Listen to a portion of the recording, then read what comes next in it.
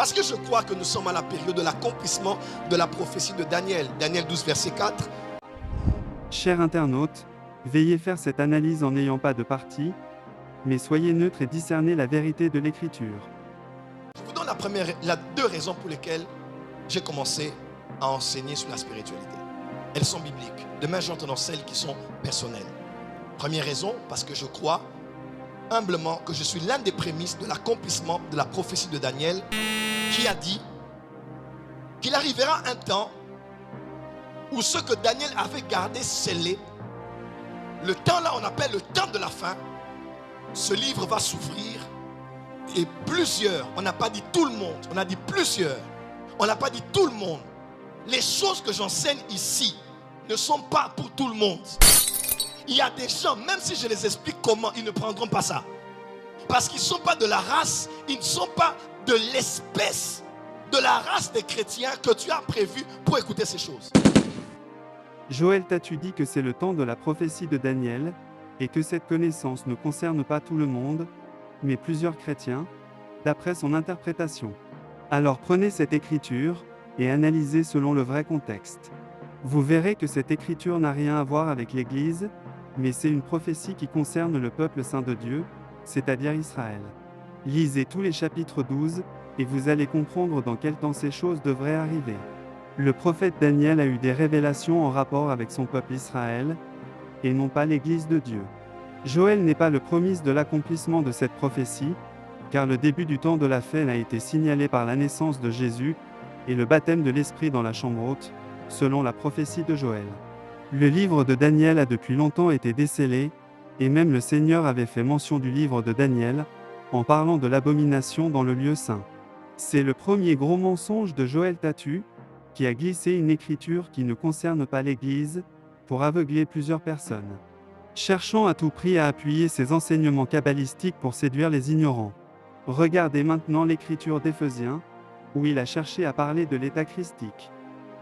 Pour le perfectionnement des saints en vue de l'œuvre du ministère et de l'édification du corps de Christ, jusqu'à ce que nous soyons tous parvenus à l'unité de la foi et de la connaissance du Fils de Dieu, à l'état d'homme fait à la mesure de la stature parfaite de Christ. Charité, nous croissions à tous égards en celui qui est le chef, Christ. Qui est le chef? Qui est le chef? Christ. C'est la spiritualité christique. C'est qui le chef? Christ.